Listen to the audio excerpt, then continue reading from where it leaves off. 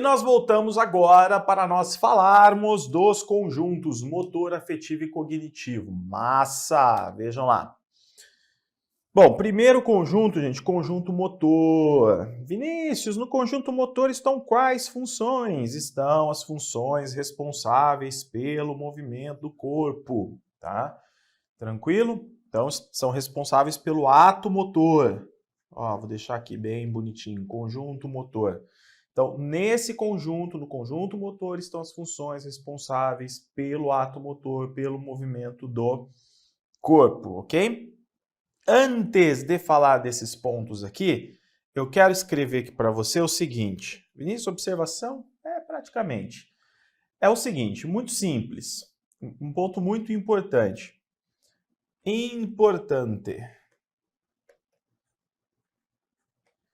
O que acontece no início, quando, por exemplo, criança, um ano e pouco, enfim.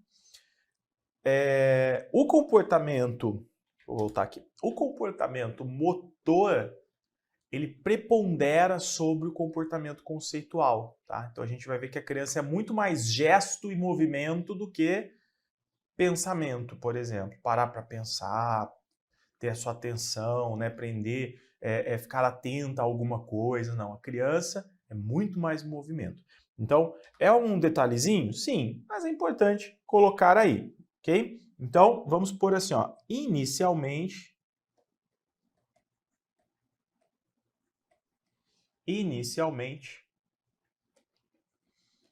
o comportamento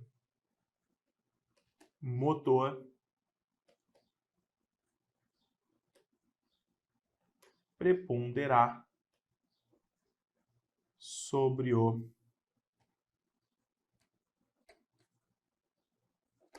conceitual, ok? Sobre o conceitual. Então, qual que é a direção do desenvolvimento, Vinícius? Inicialmente, o comportamento motor é que prepondera, então nós podemos já perceber a direção do desenvolvimento. Direção do desenvolvimento da criança, que é do motor para o mental, do ato motor para o ato mental. Do motor para o mental. Como isso aqui é algo que aparece na tua provita, eu vou fazer balãozinho, nuvenzinha, tudo desse jeito bonitinho, ok? Então, a direção do desenvolvimento da criança é do ato motor para o ato mental. Qual que é a necessidade que nós temos aí? A necessidade é o seguinte, estimular isso aqui. Tá? Então, nós precisamos oferecer estimulação.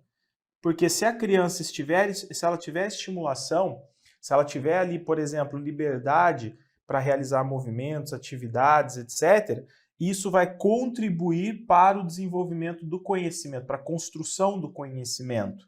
Então, eu estimulo o ato motor aqui e essa estimulação, ela contribui para o desenvolvimento mental da criança, para a construção do conhecimento. Ok? Vamos lá, então. Agora aqui, conjunto, então, motor. O ato motor nos oferece a possibilidade de deslocamento no tempo e no espaço, além do equilíbrio corporal. Maravilha! Nesse conjunto também estão o apoio tônico para as emoções e os recursos para a construção do conhecimento. Então, vejam que, apesar de haver uma predominância aí no começo do ato motor, a gente sempre tem essa relação, né, entre o motor, o conjunto motor, o afetivo e o intelectual cognitivo. Predomina às vezes um, às vezes predomina o outro, mas sempre existe essa inter-relação. Desenvolvimento da linguagem, pessoal. Olha que ponto importante aqui, ó, a linguagem tão trabalhada por Vygotsky, não é? Desenvolvimento da linguagem. A linguagem é um recurso central para o desenvolvimento cognitivo. Depende de um longo ajustamento de sequências de movimentos imitativos dos sons da língua, que é falada na cultura. Então, o desenvolvimento da linguagem é um recurso central para o desenvolvimento cognitivo. Tá? O ato motor, aqui, aliás, eu vou colocar aqui para vocês, por que você está falando de linguagem, Vinícius? Por um ponto muito importante. Quando a gente fala de ato motor, eu não posso achar que ato motor está limitado a movimento apenas, tá? Então, o ato motor não deve ser compreendido,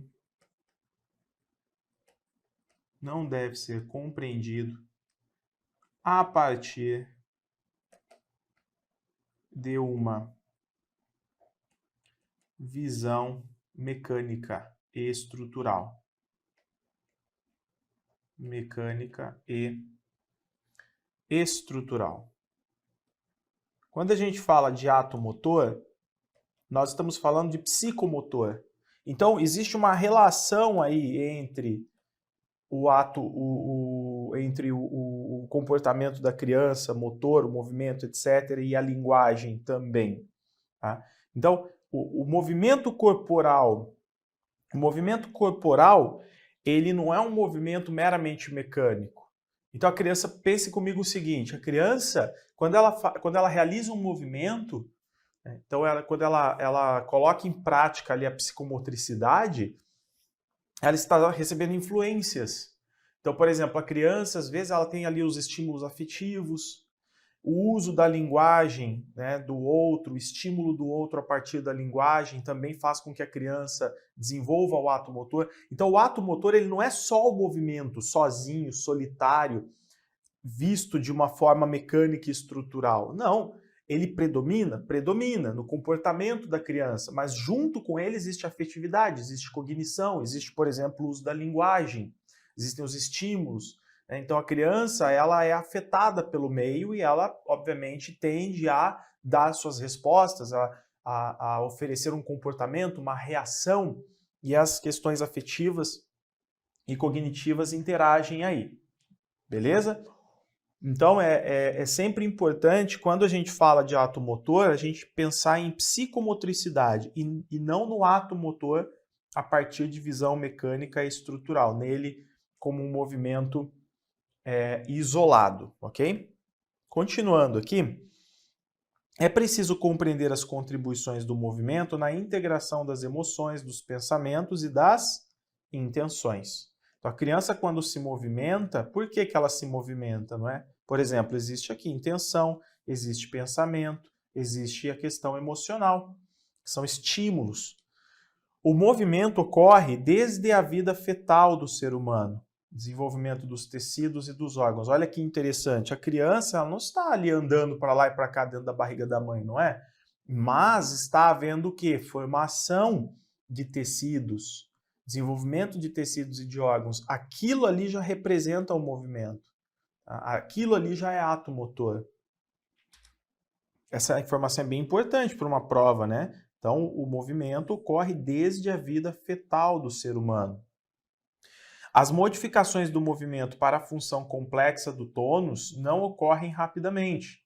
Então a criança, vocês sabem, quando a criança nasce, ela nasce bem debilitada, não é? Muito limitada, aliás. Ela nasce muito limitada em termos de movimentos, de força, etc. Não tem ainda, né, a condição de manter postura. Por quê? Porque essas modificações elas vão acontecendo lentamente. Mas por intermédio, né, ou seja, a função complexa do tônus não ocorre rapidamente, mas por intermédio de etapas sucessivas, essas modificações.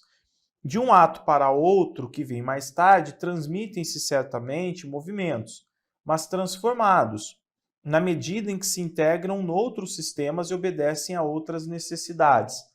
Então, assim, não adianta a gente querer ficar fazendo a criança antecipar, né, tentando antecipar o desenvolvimento da criança. Às vezes, o que acontece? A criança lá vai ser trocada, a criança tem ali 2 meses, 3 meses, ela dá aquela pedaladinha com as pernas. Aí vem o pai e fala assim, olha, já tá querendo andar, já não tem nada a ver com a marcha. Aquela pedaladinha não tem nada a ver com andar, com a marcha. Tá? Então a criança, ela tem que ter uma maturação do sistema nervoso central para depois ela ir fazendo as próximas descobertas, né, e realizando as interações. Aquela pedalada ali da criança são o quê? São os reflexos, né? São os reflexos que são, na verdade, os recursos que ela possui naquele momento, nesse processo de maturação do sistema nervoso central. Outra coisa, pessoal, repetindo aqui, né? Então, de um ato para outro que vem mais tarde, transmitem-se certamente movimentos. Esses movimentos, eles vêm, então, transformados, tá? Na medida em que se integram em outros sistemas e obedecem a outras necessidades. Então, primeiro, a criança, ela apresenta impulsos. Tá? Depois, a criança, ela já vamos dizer assim, de impulsos, de descargas, né, daqueles reflexos, motores, etc., ela já vai, deixa eu voltar aqui para vocês, ela já vai desenvolvendo o quê? Gestos. Então, o movimento da criança foi transformado, primeiro impulsos, descargas, depois gestos, gestos repetidos. Então a criança, ela não simplesmente, ela não age apenas por impulso, né? O movimento não é mera descarga, é um gesto, existe uma intenção. A criança quer alguma coisa, existe já a intenção. Ela quer alguma coisa, ela busca alguma coisa, ela repete o gesto. Então vejam que depois a gente vai chegar na imitação. Então vai havendo uma transformação desse ato motor aos poucos. Isso é tranquilo, não é? A criança vai tornando o movimento dela mais coordenado, mais regulado. Vamos lá. Para ultrapassar as atividades brutas dos aparelhos motor e sensorial, será necessária a formação de materiais sensório-motores, que tornarão possível o aperfeiçoamento dos movimentos e das ações. Tá? Então, para ultrapassar as atividades brutas dos aparelhos, motor e sensorial, será necessária a formação de materiais sensório-motores, que tornarão possível o aperfeiçoamento dos movimentos e das ações. Eu acho que é uma continuação do que nós estamos vendo aí, não é? Então a criança vai passando por essa transformação. A criança no início não sabe reproduzir os movimentos ou sons emitidos diante dela. Ou seja, no início a criança não sabe imitar, por exemplo, né? Então não adianta você fazer um gesto e faça também, a criança já vai fazer. Não, essa imitação, no começo, se você analisar uma criança, por exemplo, 6, 7, 8 meses, ela ainda não faz isso. Depois com 9, 10 meses, 11 meses, a gente já percebe, né, que a criança daí já tem uma condição melhor. Quando você faz alguma coisa, uma expressão facial, etc., ela já responde aquele estímulo, ela tenta de alguma forma reproduzir aquilo, não é?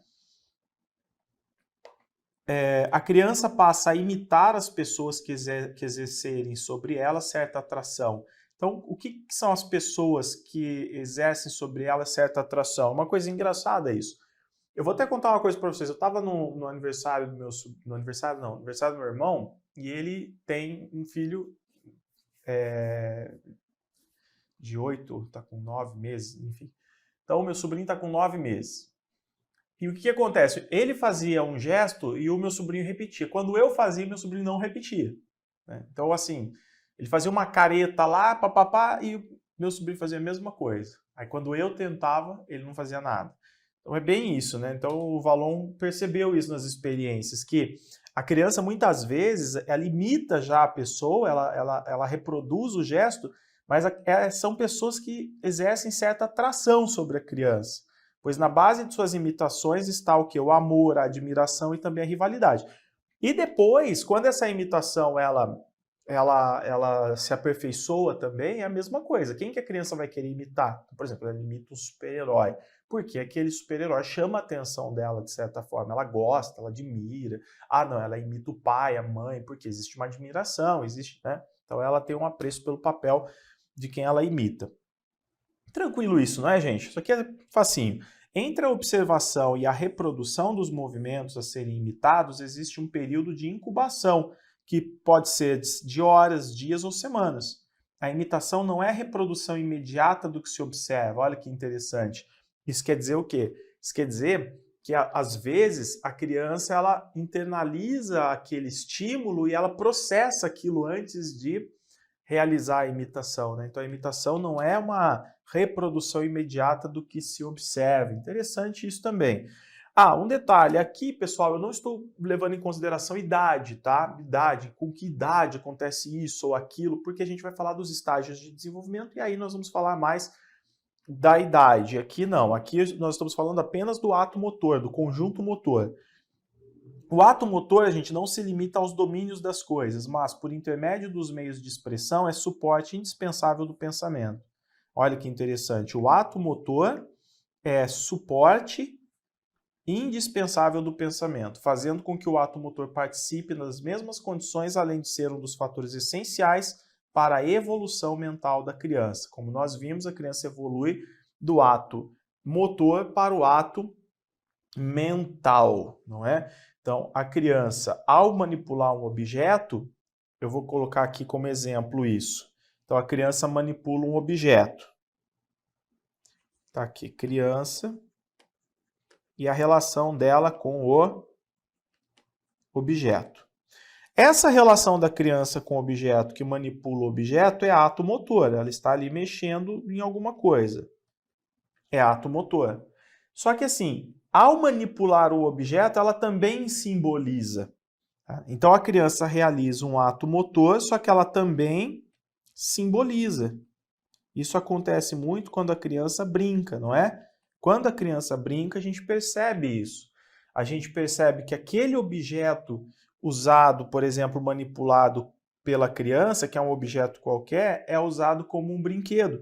Então a criança, quando simboliza, ela usa a imaginação. E nós temos uma integração aqui entre o ato motor, o ato cognitivo, intelectual, e também a questão afetiva, o ato afetivo. Aqui, inclusive, o Vallon chama isso de gestos de simbolização. Mas quem, na verdade, estimula isso tudo? O ato motor.